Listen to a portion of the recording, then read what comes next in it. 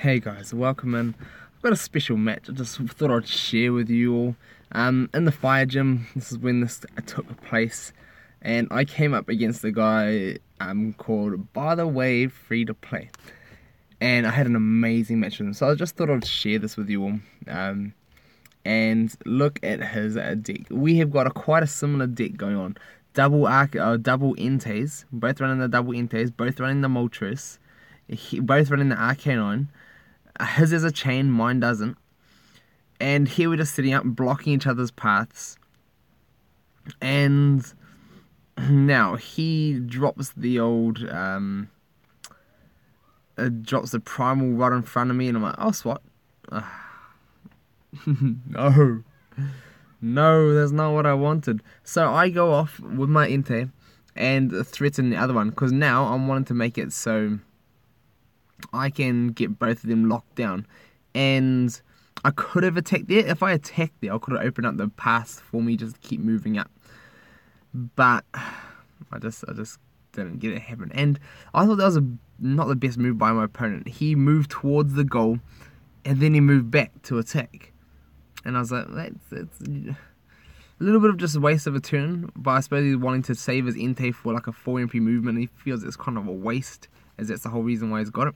So I just threatened here with the Entei hurdle jump, and I was like, if I can attack this, if I got an attack off and knocked it out by its 80 or its miss, I feel like I could have had the pressure on so much I could have gone for like the last rounds. He comes down and attacks my Moltres. Maybe he thought that was a threat, but he could have easily surrounded me if he didn't move.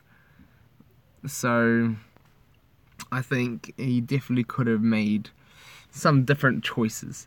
So here we go. He is going for the attack again, and Fierce Roar. Like, yes, Arcanine.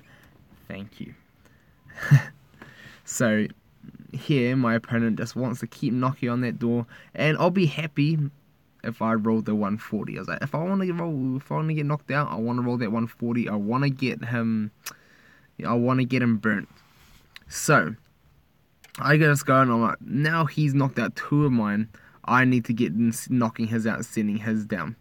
And here my opponent, he just goes straight down. He wants to push on at me, and I just drop my Zorak in front of his Arcanine, because Arcanine can step over any fire. And I chose not to swap there because I don't want Arcanine just be able to walk down and threaten me. So he chooses to move down, not let his Primal go to the PC. And I thought it was a bad mistake that my opponent made, because I feel Primal is just so much better. And here I'm just going for that finisher. If I hit that Cyclone, I'm like, I can just finish him off right now. I thought if I could roll 2 Cyclones in a row, because he's got the gold block. If I roll two Cyclones, or now, I'm like, now if I can hit that either Cyclone on his purple or white onto his damage, I hit that white, I'm like, oh, come on, just give me a, I'll take a jet kick. I will take a jet kick. So I was looking for that purple. So here we go. I jumped down onto the entry, locked him down, and I'm just like, yes please, well, I'm going to take this. He cannot enter out at me, and now he has to try and hit this. So he's either got to hit his 150 or he's got to hit Tidal Wave. So if he doesn't hit this 150, I'm just like, well, you know what? Oh, he gets it. He gets it. And I'm like, well, at least I've got that burnt as well. So I go move on up again with my Zorak, just trying to pressure, just kind of cause a little bit of trouble. And here, I got the option, do I want to swap? And I was like, actually, I do. Because if I hit that 100, I win. And boom, I was like, okay, yes, that is what I'm here for. That is what I want. And now he's attacking me. This is such a bad matchup for my opponent. He should be spinning into miss, and does exactly that. And I'm just like, yes. And now here, I could have gone on attack with Arcanine, but there was a chance that I might lose that. And he just pulls his Arcanine out. We both hit the extreme speed. He's got that sea level. And I was like, man, if I only went for that goal, I was like, well, you know what? I can still try this. So he comes out with his Moltres and attacks, and that sea level again. Oh man, the sea levels that matter. So back to not quite square one, square two, and now I've got to try and make some inroads again.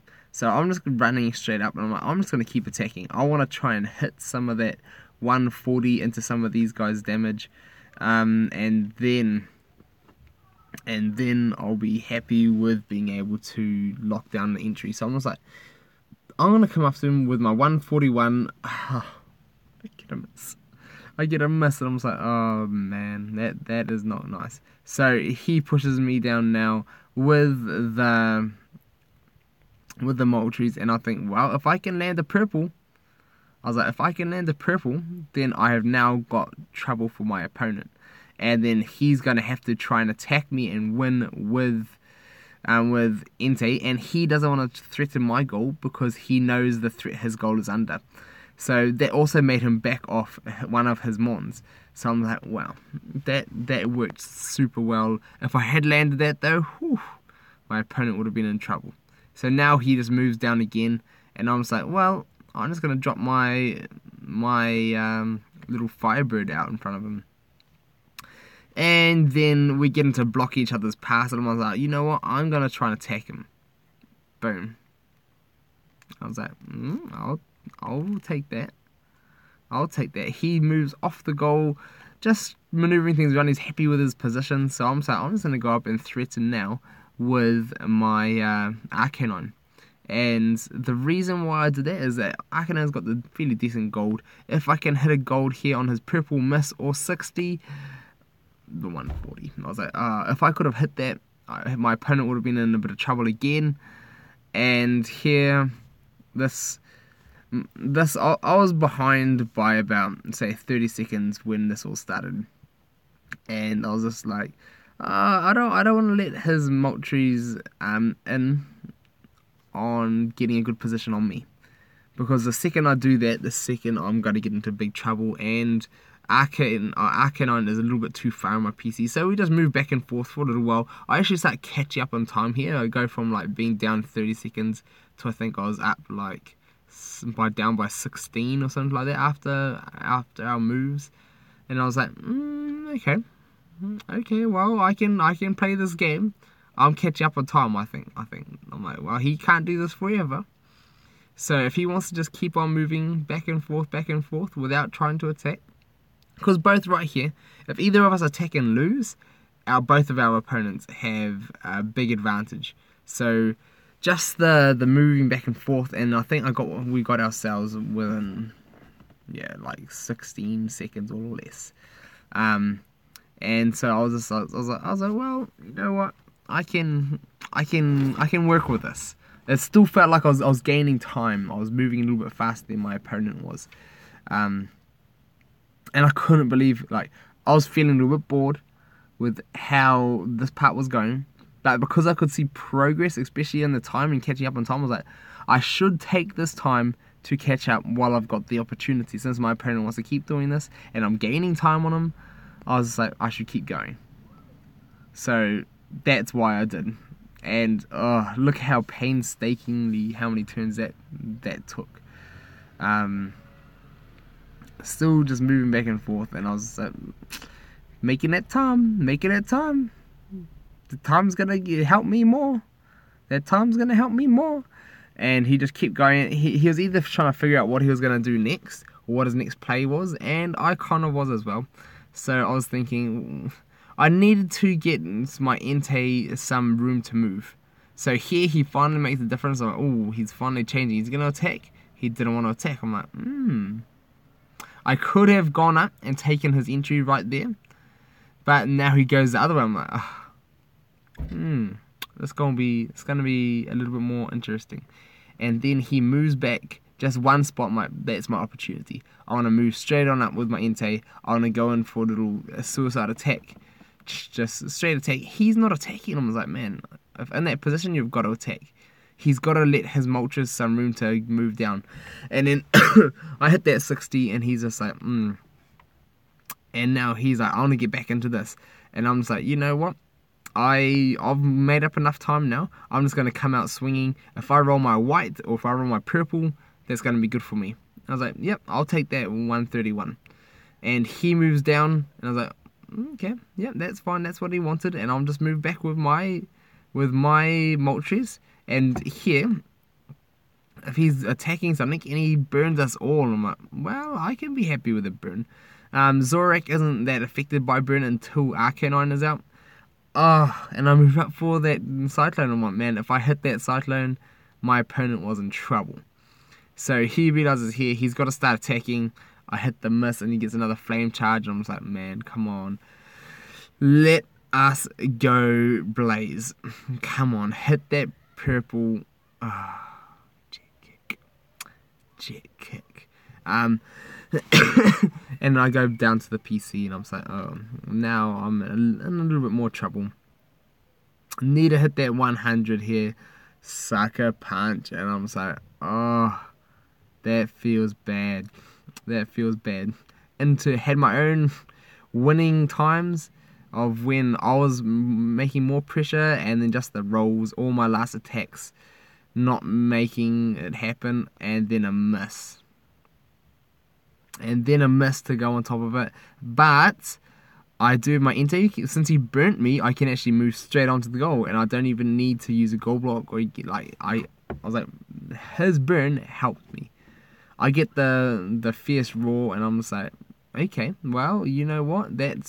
I'm actually happy with that. I'm gonna keep just pummeling forward, trying to make some inroads on his goal, and hit that 141. I was like, boom, there we go. Pressure's alleviated. The pressure is off, and I'm just like, you know what? I need to make that pressure on my opponent again, and not have it the other way around. So I move up my burnt